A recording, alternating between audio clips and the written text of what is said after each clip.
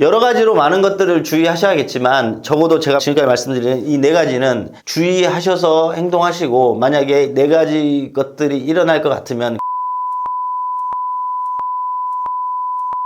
모아두시는 게 내 개인의 생에 좋은 결과를 유도하기 위한 방법입니다.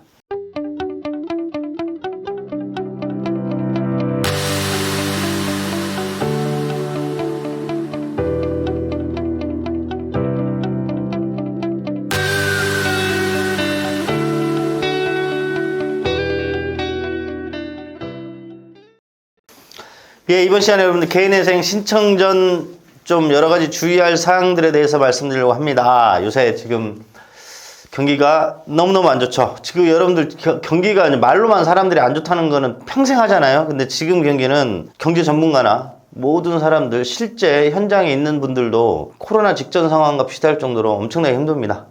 지금 매달 10,000명씩 매년 15만 명 정도가 개인회생을 신청 중이고, 그 신청 건수는 더 많아집니다. 그래서 개인회생을 지금 많이 힘들어서 생각하시는 분들은 신청 전에 여러 가지 주의를 하셔야 되겠지만 좀 중요한 네 가지 정도는 좀 신경을 써서 준비를 좀 하시기 바랍니다. 그 중에 첫 번째, 이직입니다. 언론에 보면 지금 어떤 회사 부도나고 막 법원에 회생 절차 들어가고, 기업들이요. 지금 뭐 부도 위기라는 이제 뭐 기업들도 막 많이 나타나고 있죠. 내가 예전에는 한 달에 500을 벌다가 개인회생 신청 전에 갑자기 한 달 소득이 300으로 줄어들어요. 뭔가가 이상하죠. 근데 만약에 예전에 300만 원씩 급여를 받던 사람이 500만 원을 받게 된 직장으로 이직을 해서 개인회생을 신청해요.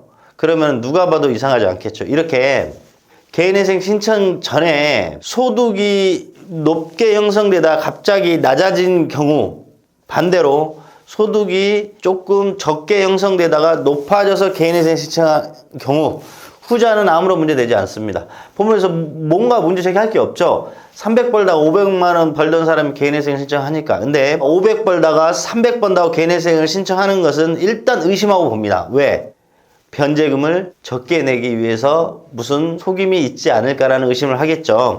그런데 실제로 경기가 어려우니까 회사가 구조조정을 하든 명예퇴직을 하든 대기업 다니시다가 중소기업을 가게 돼서 정말 그러할 수밖에 없는 상황이 소명이 되면 소득이 많다가 적어져서 개인회생을 신청을 하게 되더라도 아무런 문제가 되지 않습니다.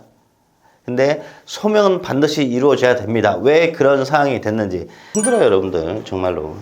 그런데 소명이 명확하게 이루어지지 않으면 개인회생은 기각입니다. 그러니 신청 전에 이 부분에 대해서 잘 체크해 두시고요. 두 번째, 편파 변제라는 게 있어요. 내가 채무가 너무 많아서 이제 개인회생을 신청하려고 준비를 하는 분이 내 통장에 3,000만 원이 있어. 그러면 그 3,000만 원을 내가 곧 죽어도 그래도 내가 내 형한테 빌린 3,000만 원은 먼저 갚고 내가 개인회생이 되든 망하겠다 하고 그 3,000을 형한테 주고 개인회생 신청을 들어갑니다. 그러면 이거는 개인회생 법원에서 가장 싫어하는 행위 중에 하나가 편파 변제입니다. 왜 그러냐면 여러 채권자들은 이 채무자에게 그나마 남아있던 재산을 개인회생이면 그것보다 더 많이 갚아서 안분해서 배당받을 권리가 있어요. 근데 이 사람이 내 3,000만 원을 형한테만 다 갚아.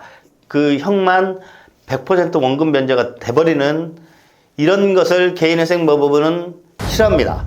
예전에는 이렇게 했으면 기각도 서슴없이 나왔어요. 근데 지금은 너무 경기가 안 좋으니까 그냥 단순히 부인권을 행사해서 형한테 3,000만 원을 갚아도 3,000만 원을 갚지 않은 걸로 봐버립니다.